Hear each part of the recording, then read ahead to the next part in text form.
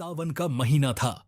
आसमान में काले बादल गरज रहे थे। गंगा के किनारे सैकड़ों कांवड़िए हरिद्वार से जल लेकर भोलेनाथ के दरबार के लिए निकल पड़े थे। भगवा रंग की झलक हर दिशा में दिख रही थी। उन्हीं में से एक था, एक मौन साधु, जिनकी आंखों में गहराई थी, चाल में शांति थी और शरीर से एक अद्भुत तेज फूट रहा था। कोई नहीं जानता था कि वे कौन थे। लोग उन्हें बाबा नीलकंठ कहने लगे। पर रास्ते में जब संकट आया, गर्मी, बीमारी और एक बड़ा हादसा, तभी बाबा नीलकंठ ने वो चमत्कार किया जिसने सबको हैरान कर दिया। इस अद्भुत चमत्कार की पूरी सच्चाई जानने से पहले जल्दी से वीडियो को लाइक करें, चैनल को सब्सक्राइब करें और बेल आइकॉन दबाना न भूलें, क्योंकि ऐसे चमत्कारी किस्से आप रोज नहीं सुनते। सावन का पहला सोमवार था। हरिद्वार नगरी गूंज रही थी चारों ओर से। बोल बम, हर हर महादेव। सड़कों पर भगवा रंग की बाढ़ सी आ गई थी। हजारों कांवड़िए गंगाजल लेने के बाद अपने अपने गांवों, नगरों और मंदिरों की ओर निकल पड़े थे। कुछ पैदल, कुछ साइकिल से और कुछ ट्रकों में गाते हुए। भीड़ में एक अलग सी शांति थी, जैसे कोई धीमी अग्नि हो जो बाहर से शांत पर भीतर से बेहद ऊर्जावान। तभी उस भीड़ में एक व्यक्ति पर सबकी निगाहें जा टिकीं। साधारण भगवा वस्त्र गले में, रुद्राक्ष की माला माथे पर, भस्म और त्रिपुंड पैर नंगे और हाथों में लकड़ी की बनी पुरानी सी कांवड़। उनकी चाल न धीमी थी न तेज, बस एक लय थी। लोग उन्हें देखकर रुक जाते थे, कुछ उनके आगे हाथ जोड़ते थे। किसी ने पूछा, बाबा आप कहां से आ रहे हो? उन्होंने कुछ नहीं कहा, सिर्फ एक मंद मुस्कान दी। धीरे धीरे लोगों ने उन्हें नाम देना शुरू किया, बाबा नीलकंठ।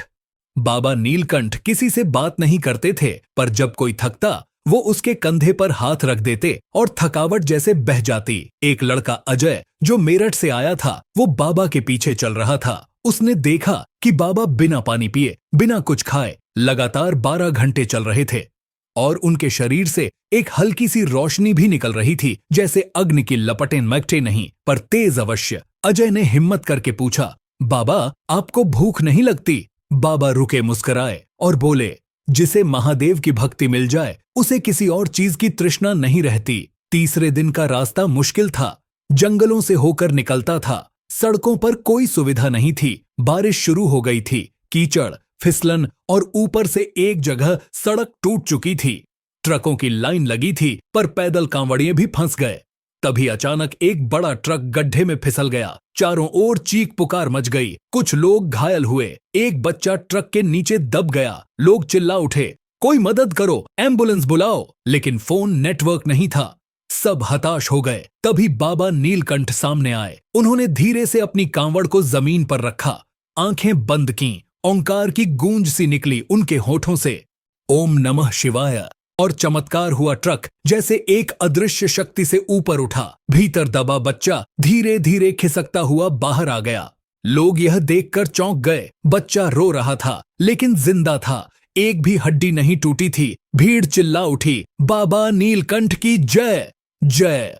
भोलेनाथ। नीलकंठ के पथिक ट्रक हादसे के बाद कांवड़ यात्रा में हर किसी की नजर अब बाबा नीलकंठ पर थी। कुछ उन्हें भगवान का दूत मान चुके थे, तो कुछ आश्चर्य में डूबे थे। पर साधु जैसे कुछ कहते नहीं थे, बस आगे बढ़ते रहे। रास्ते में एक गांव पड़ा, भैरवपुर। यह गांव वर्षों से शापित माना जाता था। कहा जाता था कि यहाँ किसी ने भोलेनाथ की प्रतिमा का अपमान किया था और तब से यहाँ हर वर्ष सावन में महामारी फैलती है। इस बार भी गांव में बुखार फैला हुआ था। बच्चे कांपते हुए खाट पर पड़े थे। बूढ़े पीपल के नीचे दुआ मांग रहे थे। कांवड़िए रुकते नहीं थे, डर के कारण। पर बाबा नीलकंठ वहां ठहर गए। उन्होंने अपनी कांवड़ उतारी, आंखें बंद कीं और वहीं शिव का ध्यान करने लगे। गांव वाले पहले डरे, पर जैसे ही बाबा ने पीपल के नीचे बैठकर भभूति बनाई और बच्चों के माथे पर लगाई, एक एक करके बुखार उतरने लगा। गांव में जैसे फिर से जीवन लौट आया। गांव वालों ने बाबा के चरण पकड़ लिए और पहली बार बाबा बोले, शिव को बस श्रद्धा चाहिए। बीमारी, अभाव, भय, ये सब इंसान के भीतर से उपजते हैं। शिव के नाम से सब शुद्ध हो जाता है। अब तक बाबा के साथ एक बालक अजय हर कदम पर चल रहा था। उसे बाबा से लगाव हो गया था, एक गहरा आत्मीय रिश्ता। एक रात उसने हिम्मत की और पूछ ही लिया, बाबा आपने उस ट्रक को कैसे उठाया? आप कोई साधारण इंसान नहीं लगते, आप कौन हैं? बाबा ने मुस्कुराकर पूछा, तू कौन है? अजय चौंका और बोला, मैं बस एक आम लड़का। बाबा बोले, फिर मैं भी बस एक आम साधु हूं, लेकिन जब मन शिव में रम जाए चमत्कार होना साधारण बात है। अजय चुप हो गया। पर उस रात उसे सपना आया। शिव पार्वती के साथ कैलाश पर बैठे थे और उनके बगल में वही बाबा नीलकंठ। अजय का दिल कांप गया। क्या बाबा सचमुच कोई दिव्य आत्मा हैं? अगले दिन यात्रा का सबसे कठिन हिस्सा था। नागपंथ घाटी, संकरा रास्ता, ऊंचे पत्थर और एक तरफ गहरी खाई। रात को बारिश आई थी और पत्थरीला रास्ता खतरनाक हो गया था। सैकड़ों कांवड़िए यहाँ हर साल गिरते थे, पर फिर भी श्रद्धा उन्हें रोक नहीं पाती थी। अजय और बाबा भी उसी रास्ते से गुजर रहे थे। तभी ऊपर से एक चट्टान गिरी। एक पूरा समूह दब गया। चीखें गूंजी। कोई कुछ नहीं कर पाया सिवाय बाबा नीलकंठ के। उन्होंने अपनी कांवड़ उठाई और एकदम आग की तरह चमकने लगी। सचमुच कांवड़ से जैसे ज्वाला निकल रही थी। बाबा ने उसे जमीन में गाड़ा और जोर से बोले, ओम अग्नि स्वरूपाय शिवाय नमः। एक जोरदार प्रकाश निकला और चट्टान जैसे खुद ब खुद उठने लगी। जो दबे थे सुरक्षित बाहर आ गए। अब यह कोई रहस्य नहीं रहा। बाबा नीलकंठ कोई साधारण साधु नहीं थे। कांवड़िए उनके पास बैठते, आशीर्वाद मांगते, सवाल पूछते। एक बार फिर अजय ने पूछा, बाबा क्या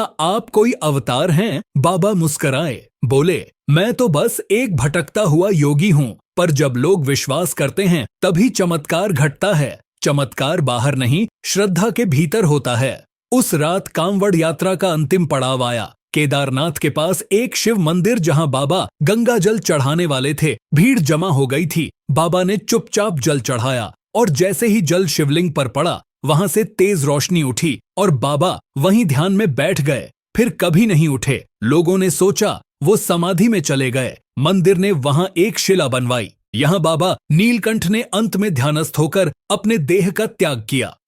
2025 की कांवड़ यात्रा में अजय अब एक साधु बन चुका है और हर सावन वो वही कांवड़ उठाता है जो बाबा छोड़ गए थे। वो बच्चों को सिखाता है, कांवड़ सिर्फ एक यात्रा नहीं, एक साधना है। और शिव भक्ति सिर्फ नारे से नहीं, सेवा, श्रद्धा और समर्पण से होती है।